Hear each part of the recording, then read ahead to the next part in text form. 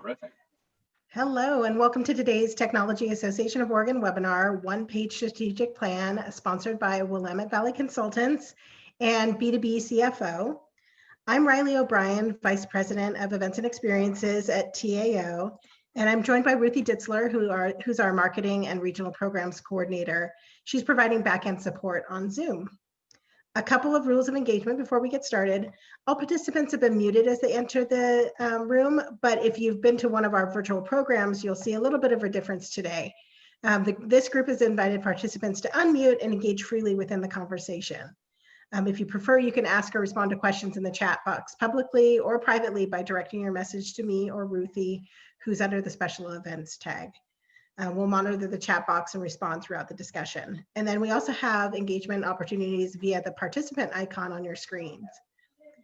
We ask you that you engage with us also on social media during this call and throughout the day. We'd love to share what's happening at TAO and get participant takeaways from all of our events. Thank you again to Willamette Valley Consultants and B2B CFO for sponsoring and developing this program for our community.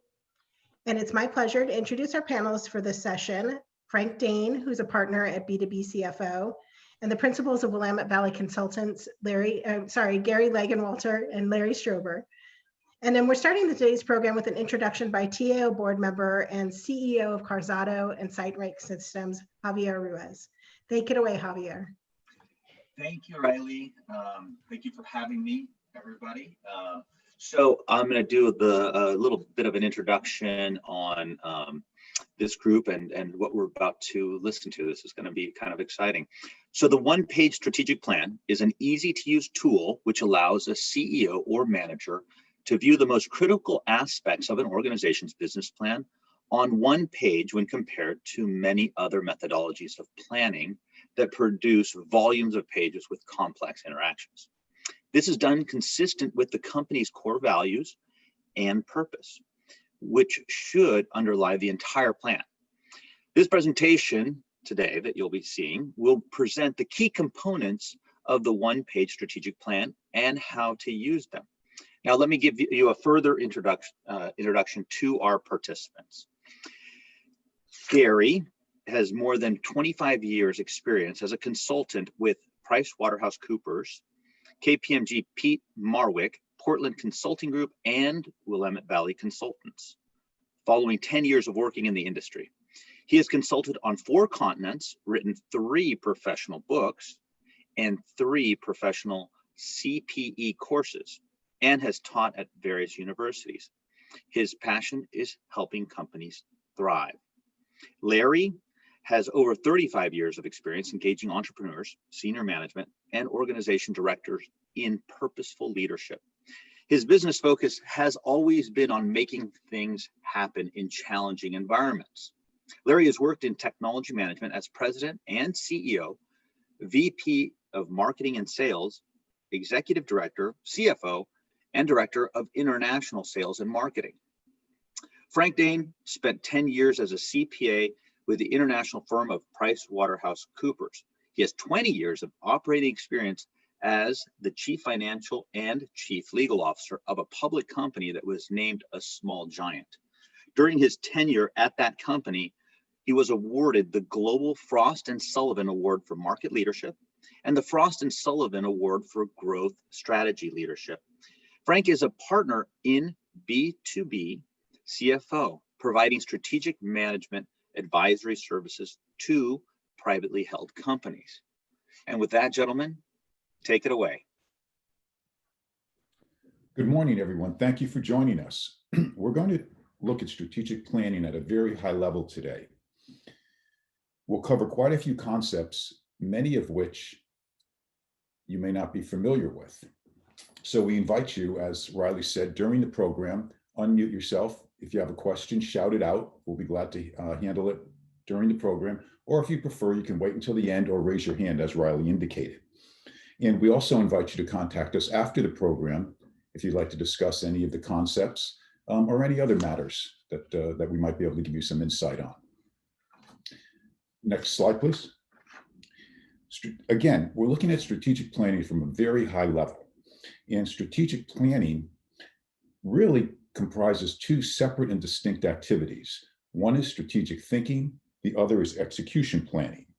Strategic thinking typically focuses on marketing. Next slide, please. Traditionally, as I said, marketing has focused on the 4 Ps: product, place, price, and promotion. Some say the 4 Ps are out and the 4 Ps are in. I say that companies need to address both of them. So a detailed discussion of marketing is beyond the scope of this presentation, but briefly, let's consider the article, which you can see at the bottom of the screen. 4 Ps are out, 4 Es are in, which I encourage you to read. And let's talk about the 4 Ps and the transition from the 4 Ps to the 4 Es. May I have a click, please? So moving from the 4 Ps to the 4 Es, we move from product to experience. That is an end-to-end customer experience, not just buy, sell, thank you, and be gone. When we go from place to every place, it used to be brick and mortar that dominated the marketplace. Now it's the internet. So everything has changed from the general store to the world. The world is now everyone's marketplace.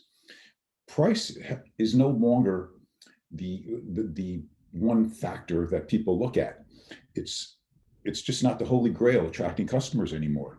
You need to get their attention. This is the exchange. You need to get their attention, keep them engaged, and really get their permission to communicate with them. They don't want spam. Regarding promotion, we move from promotion to evangelism. And what evangelism says is you have to create a brand experience that inspires customers and the people that work for you. And then they'll engage you. So for your business, is it the 4 Ps, the 4 Es, or is it both? Next slide, please. Execution planning.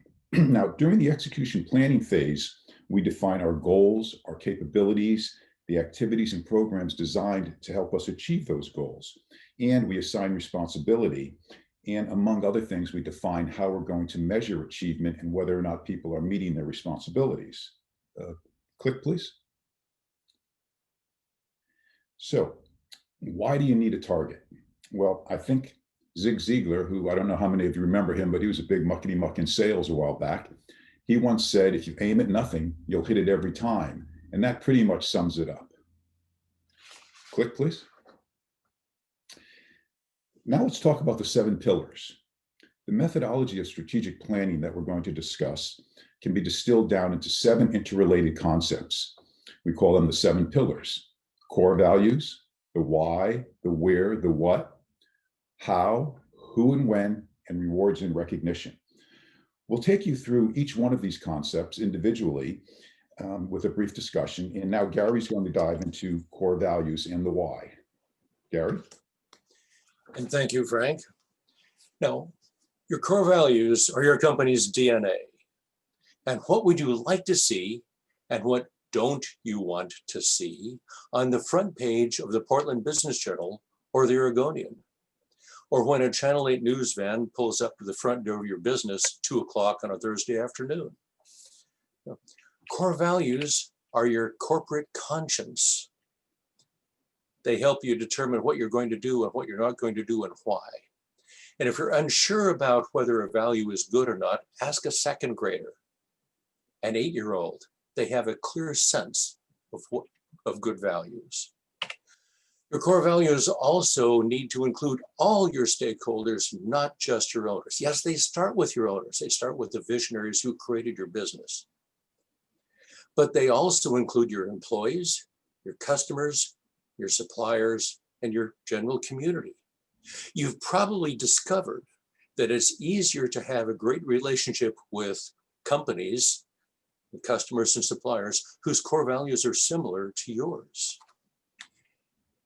And these same core values underpin the myriad decisions that all your employees make throughout every day, throughout your company. That's how they decide, is based on the core values. So normally, there's roughly 5 to 7 core values that a company wants to put up. Please no more than 10. I had a client in Massachusetts that had, 15 or 16, and there were so many that none of them mattered much, and that's not so good. So our core values for the three of us are very simple. Integrity, treat everyone with respect, deliver value, and help our clients thrive. That's it. That's even less than 5. So would somebody like to shout out, either just shout it out verbally by pushing down the space bar and unmuting yourself, or put it in the chat box? What is one of your company's core values?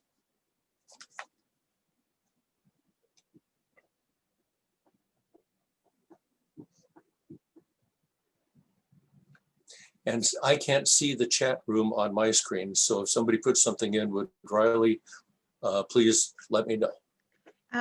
Somebody put in RISE, recognition, integrity, speed, and empathy.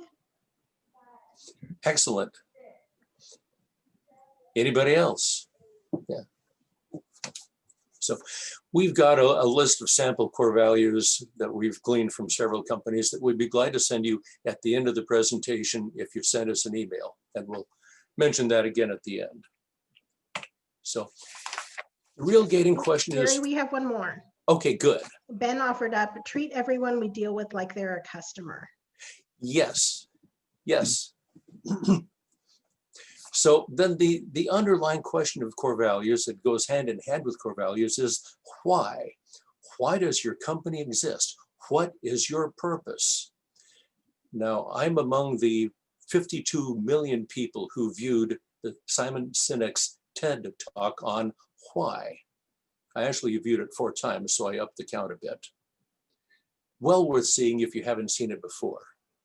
Southwest Airlines, their purpose, their why is connect people to what's important in their lives through friendly, reliable, low-cost air travel. So why does your company exist? It should help you fulfill your mission, or your vision, I'm sorry. Your vision is how you want the world to be, what you want your world to be, the places you can affect. So my world is, the greater Portland metro area. It's not Bangladesh or the Ukraine, but what I can affect, is that. And your vision statement should be short, and it should move people. Would anybody like to share their company's vision statement?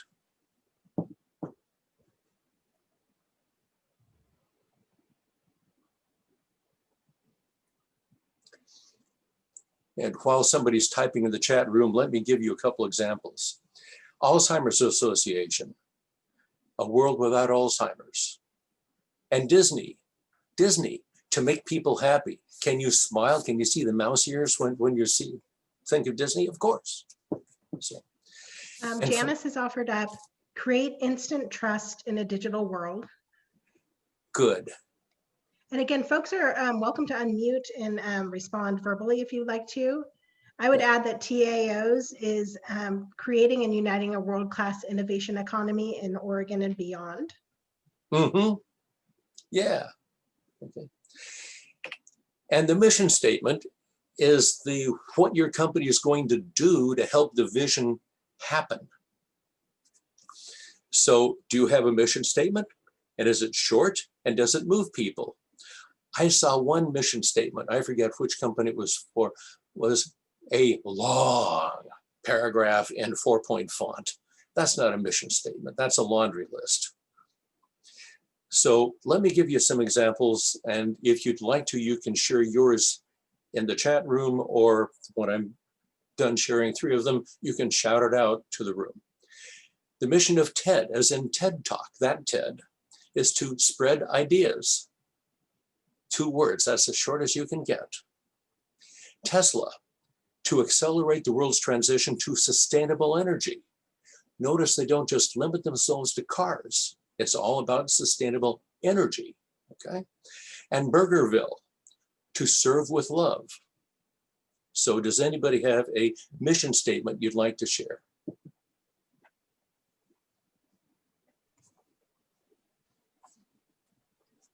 I think folks are for typing in the chat. You're welcome to unmute if you'd like to say it out loud.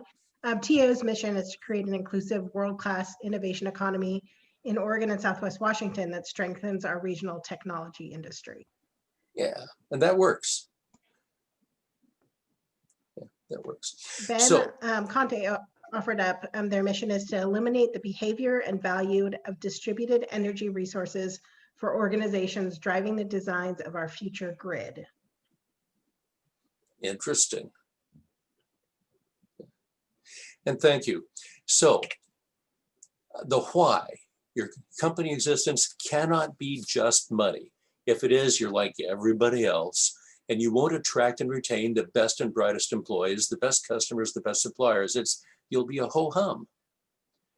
Now, Frank and Larry focus on the financial side of strategic planning in today's presentation. I celebrate that because without money, nothing happens. But my heart, my focus is on the people and the processes that cause the profits. So let's start with a BHAG. Let's give your employees a real reason to come to work for your company. And a BHAG is, thank you, Jim Collins, is a big, hairy, audacious goal. BHAG, BHAG. We'll start with a BHAG, and then we'll break it down into smaller and smaller goals and shorter time frames. And Larry's going to do that for us. Larry, please take it away. You have to unmute yourself, Larry. Still. Thanks, Gary. So where do we want to be as an organization in 3 to 5 years? As an entrepreneur or CEO, you are the visionary. You can see downstream better than anyone else. And as Zig Ziglar said, you need a target to plan for your company's future. Your vision should begin with the development of your company's mission statement. If your company has some history, a 5-year plan can make sense. If you're more closer to startup phase, then a 3-year plan probably makes more sense to me. Why do we need a 3 to 5 year plan? You need a plan to create relationships, financial relationships with your bank, with your potential investors. A 5-year plan, 3-year plan will be a vehicle to attract key people to your company and provide a blueprint for team alignment. The 3 to 5 year plan revolves around the market for your product or service. A few years ago, as VP of Sales and Marketing for a company called Circuit Rider, I was making a presentation on Sand Hill Road in Silicon Valley to Interwest Partners, Chuck McMahon, who is now a friend of mine.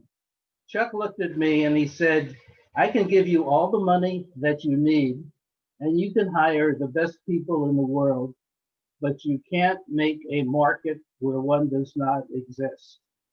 Chuck suggested to me that we do a formal market validation program, which is also called a sales startup program.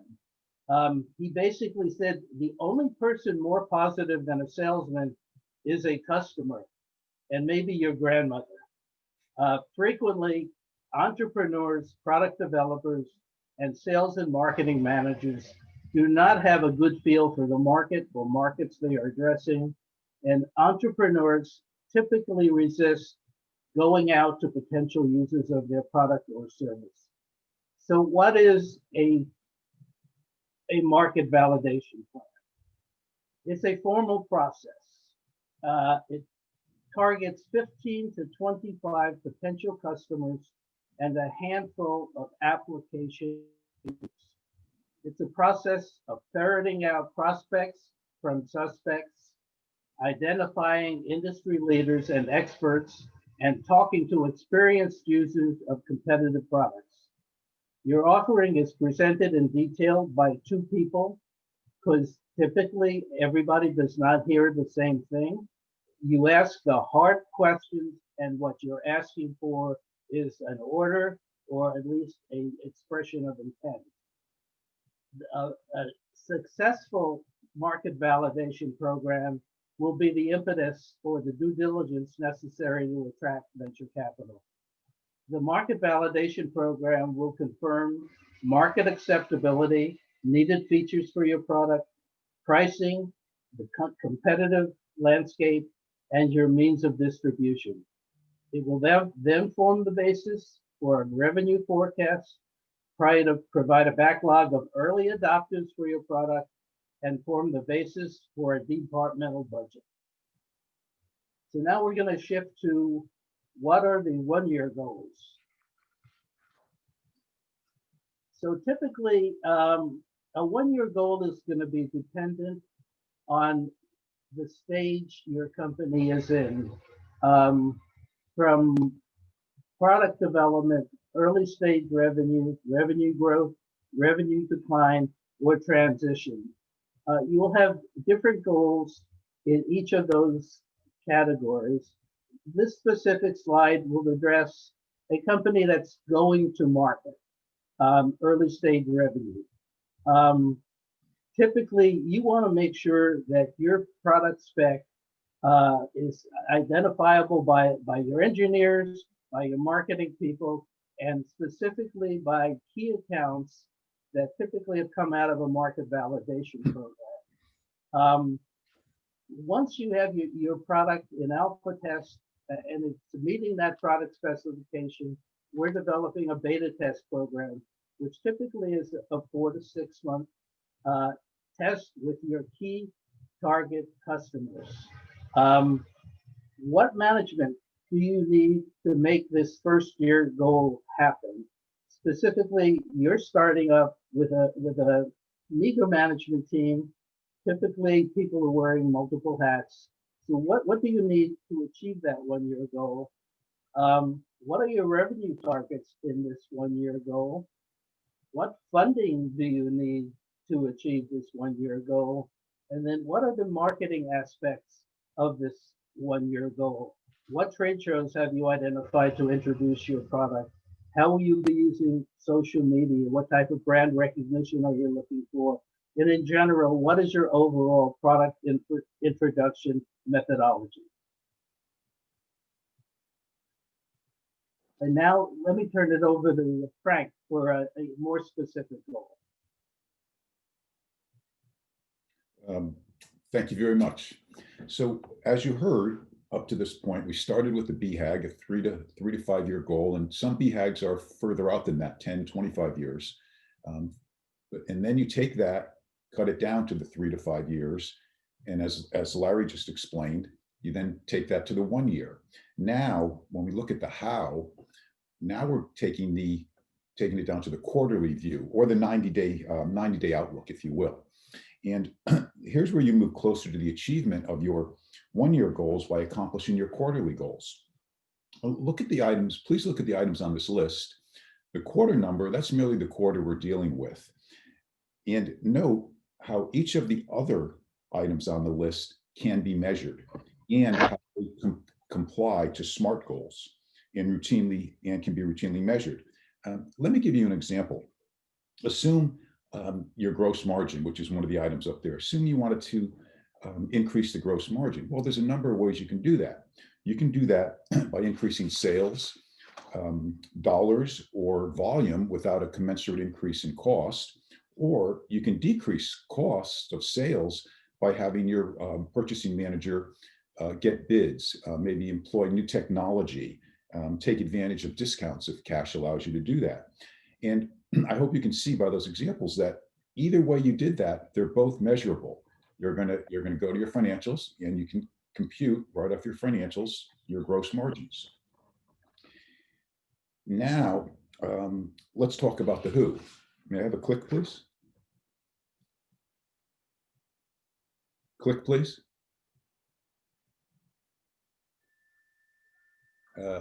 Gary, click, please. I am clicking, and technology is winning. Oh, okay. Oh, there. Okay. It took 7 clicks to make one work. I'm sorry. Thank you. No problem. So the how takes us into the quarterly time frame or the 90-day outlook. The who defines individual accountability for achievement of quarterly priorities and overcoming rocks. And the rocks are the things that get in our way that make it harder to achieve our goals. Here's where we define the key performance indicators upon which we're going to measure achievement, individual progress and achievement. And may I have 3 clicks, Larry? So remember, we define goals as SMART goals, And this slide shows what each of the letters in the anagram stands for, acronym, I'm sorry, stands for. S is for specific, M is measurable, A attainable, R relevant, and T time-based. So now we've defined our goals. So now we define how the plan will be executed. And the most important thing here is that one person has to be responsible for each aspect of the plan. One person, not a department, not a team. The buck has to stop with one person. So again, one person must ultimately be responsible for achievement of every milestone that we've laid out. And remember, the milestones are expressed as SMART goals. If you don't have individual accountability, the question will be, whose job is it anyway? And here, let me share a short fictional story with you, which I hope gets the point across. This is a story about 4 people named everybody, somebody, anybody, and nobody. There was an important job to be done, and everybody was asked to do it. Everybody was sure somebody would do it. Anybody could have done it, but nobody did it. Somebody got angry about that because it was everybody's job. Everybody thought anybody could do it, but nobody realized that everybody wouldn't do it. It ended up that everybody blamed somebody when nobody did what anybody could have done. You must have specific individual accountability.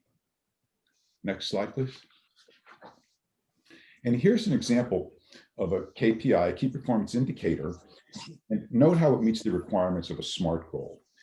We can measure it, it's specific. And let me ask, would anyone here share one of their KPIs or key performance indicators or something that they monitor on a monthly basis or routinely about their business? And I can't see the chat room either. Folks are typing things up. We track member engagement, so our interactions with our member companies. Okay, yeah, that works. Okay, if there's no other examples, let me give a few. Common ones. Accounts receivable days tells you how many days you have in receivables. It's an indication of whether or not you're collecting your receivables on a timely basis. Sales revenue per employee, contracts closed, labor efficiency ratios, working capital in dollars and working capital ratios. There's many more. The trick is to find the right ones for your business. Now we're going to move on to rewards and recognition, and Gary will lead us through that. Thank you. And thank you again, Frank. Speaking of a learning organization, what I learned is when my camera was off, my clicker didn't work on the slides. I had to turn the camera back on to make the clicker work. So if you're ever in presentation mode, you've just learned something. And of course, we learned it in the most embarrassing way possible. But social scientists have known for years that money is generally not the biggest motivator of human behavior. So, I mean, really dumb question, why is it that that's how we reward people? Somebody did a good job, let's give them a bonus. Somebody did a great job, let's give them a raise. It seems that the only way companies can reward people is with money, which doesn't work very well. So the question is, how do your people want to be rewarded? Can somebody give me one, count them just one, non-monetary reward that you could give your people? And it's open either in the chat room, or just press your space bar down and talk. Recognition. Recognition. Okay, can you give me a little more detail on that? How would you do that?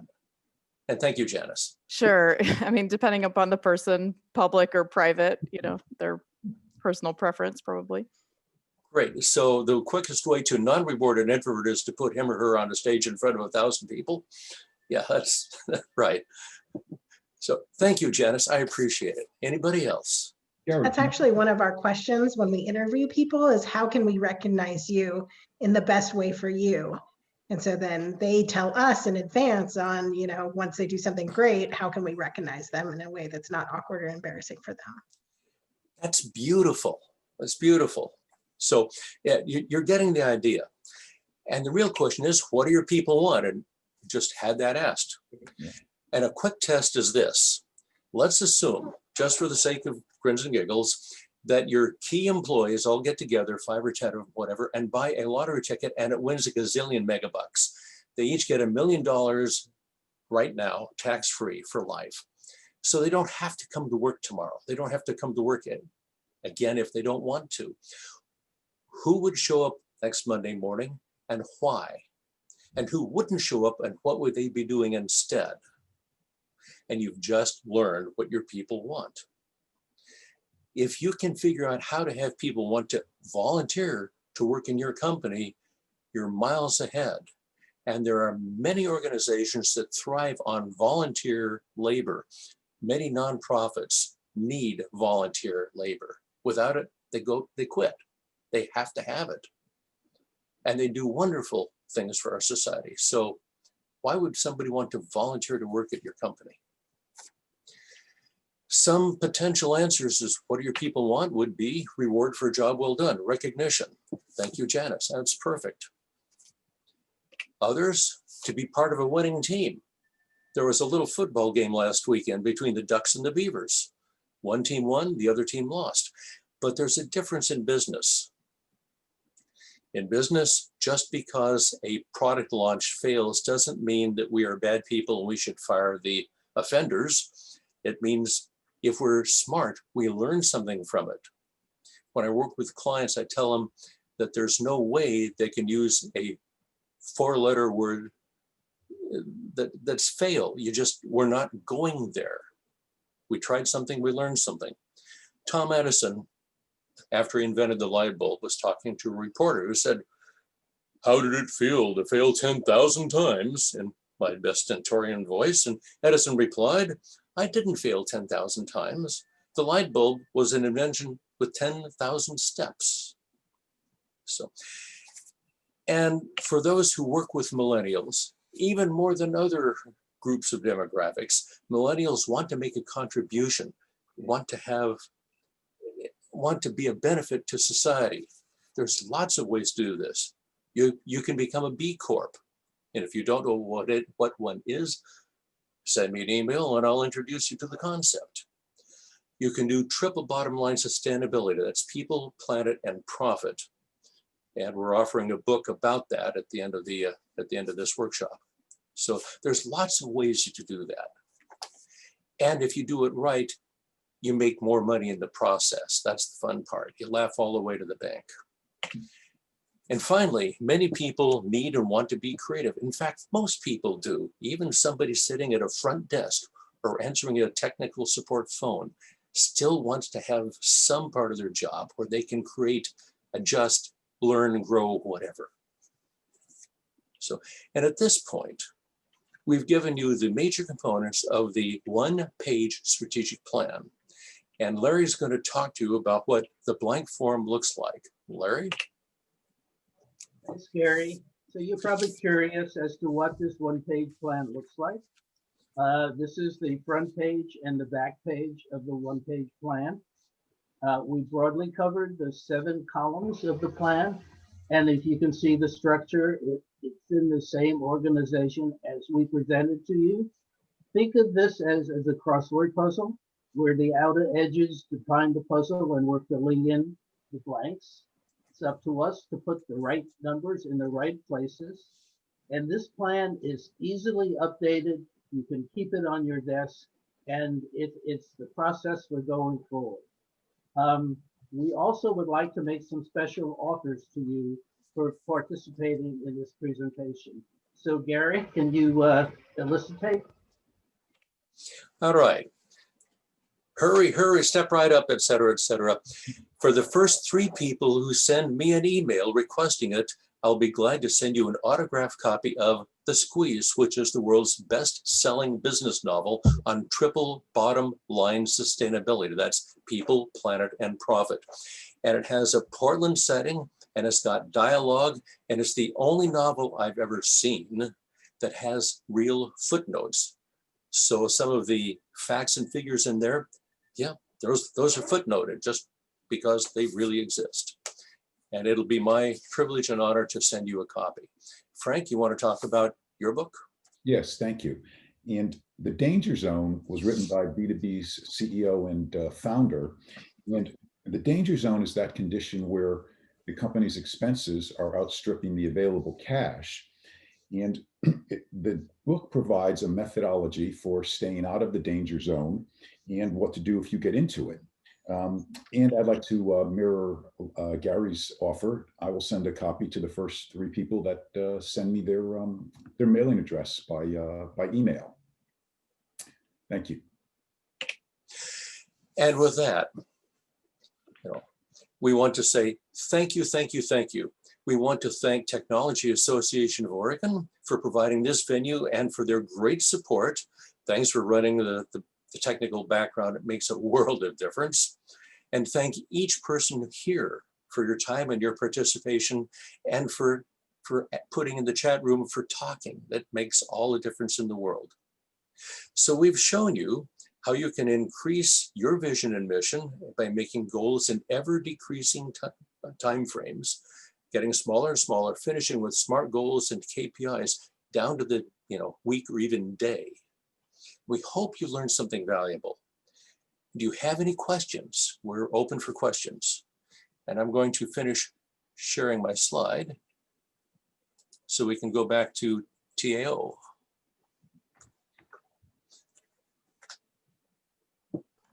Thank you both, or all 3 of you, so very much. We're really appreciative. We'd love to ask if anybody has any questions. The one question I have for the 3 of you is, who gets involved in creating this strategic plan? Like, is this purely C-suite, or do you include the masses within this plan? I know that adds a lot to the list of people involved, but I just was wondering who gets involved. I'll take that one if you guys are okay with it. Yep.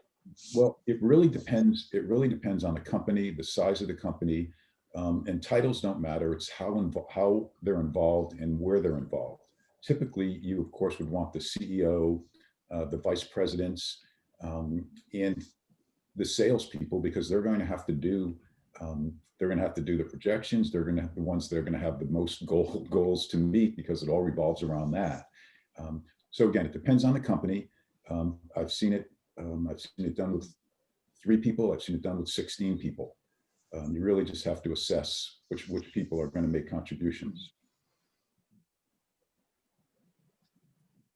And kind of following that beyond creation, I'm just wondering, who updates, as you scale. Okay. You want me to do that one, guys? Yep. Okay. Sure. So, it gets the process. Once you get through the process and you've laid that out, you have to remember it's a living document. It's going to constantly be updated and upgraded. And you really should have, routine will set you free. You really should have a meeting every week where everybody looks at what their KPIs were for the week, the month, where they are on them. And that will tell you what needs to be updated and how soon it needs to be updated. Theoretically, you can update it every week if you have a meeting and you find out, well, that was the wrong goal. Well, we can't meet that goal. We need to switch it. Or, hey, if we do this instead, it's going to happen faster. So it's a living document, weekly meetings to keep the routine, and you update it as you go. Thank you. You're welcome.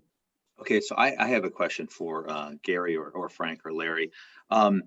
What is sort of the difference between a vision statement, the mission or the purpose, and a motto or a slogan? So we've got all these terms. We talked about the BHAG, we talked about the vision, we talked about the mission. All these things. How do you separate out those things, or are they synonymous? Some of them. Let me start with that one. And if we have Frank and Larry and Gary give answers, there will be 3 different answers. If we were economists, there'd be 7 or 8 different answers. I'm sorry. But all kidding aside, and I have had so many different people define it in so many different ways. The one that finally worked for me is the vision of how we want to see our world, the world that we can affect. So, for example, Habitat for Humanity, their vision was no more shacks. And their mission was to go out and start in bringing people in to build homes for people that were living in tar paper shacks or worse. So the vision is where we want to go, and the mission is how we're going to get there. That's what works for me. Now, you can get other people who will disagree with that. very vigorously, and they'll have their own definitions. Now, Larry, Frank, you want to do something on that? A mission to me is the why you're there. The vision statement is how you're going to get there. The vision goes out further than the elevator pitch or the mission statement. So the vision is sort of the succinct statement of what you're doing, and then the mission is how do you accomplish that, or what does it take to get there? So one's the why and the other one's the how. Yes. Yes. Okay. That's- Frank disagrees with both of you, so he's going to give me his. Actually, I agree with Gary when he said I wouldn't agree with him, because I do. Yeah. So, like, and again, what we've just shown you is how a healthy company operates, Right. where people can have differences of opinion and still work together for a common goal with respect for each other and learn from each other. Right. Right. Yeah. Great question, Javier. Thank you so much for that. You got it. One thing we didn't mention is your typical business plan is 30 to 50 to 70 pages that gets put in your desk and maybe gets looked at once a quarter or once a year. This is a supplement to that or a replacement for that, where it's easily read, easily updatable, and easily shared with the people who need to make something happen. Fantastic. Yeah. Seems like it's a fantastic tool to align the company's objectives and their route towards the BHAG. Yes. Sorry, I still Right. like that term. Yeah. So, does anybody have any more questions?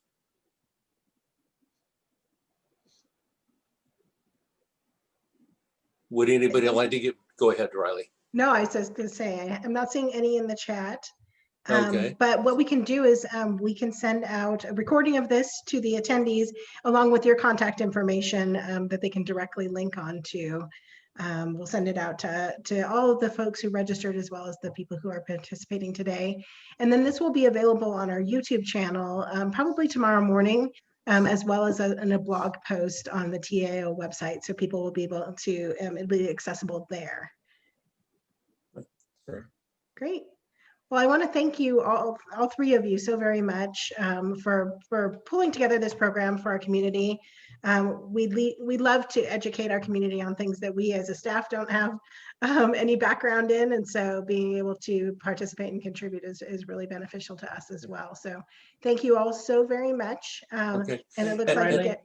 Oh, go And ahead. John had a question. Oh, Will we okay. be willing to share the deck? Yes, that'll come out this afternoon. I'll send it to Riley and she can send it out to. Yeah, and I can post everybody. that. I can post Yeah. that directly on our blog post. Yeah. Excellent. Well, thank you all so very much. It looks like you get 16 minutes of your day back out there, and it's pretty sunny here in Portland. So I hope you enjoy the rest of your afternoon. Yeah. Please stay healthy and goodbye. Thank Thank you. you, everybody. Take care.